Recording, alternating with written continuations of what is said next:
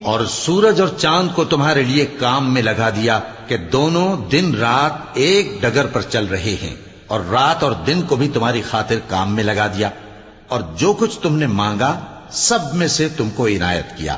اور اگر اللہ کے احسان گننے لگو تو شمار نہ کر سکو، مگر لوگ نعمتوں کا شکر نہیں کرتے۔ کچھ شک نہیں کہ انسان بڑا بے انصاف ہے، ناشکرا ہے۔ اور جب ابراہیم نے دعا کی کہ اے میرے پروردگار، اس شہر کو لوگوں کے لیے امن کی جگہ بنا دے، اور مجھے اور میری اولاد کو اس بات سے کہ بتوں کی پرستش کرنے لگیں بچائے رکھیو۔ اے پروردگار، انہوں نے بہت سے لوگوں کو گمراہ کیا ہے، سو جس شخص نے میرا کہا مانا وہ میرا ہے، اور جس نے میری نافرمانی کی تو تو بخشنے والا ہے، مہربان ہے۔ اے پروردگار، میں نے اپنی اولاد ایک وادی میں جہاں کھیتی نہیں تیرے عزت و ادب والے گھر کے پاس لا بسائی ہے۔ اے پروردگار، تاکہ یہ نماز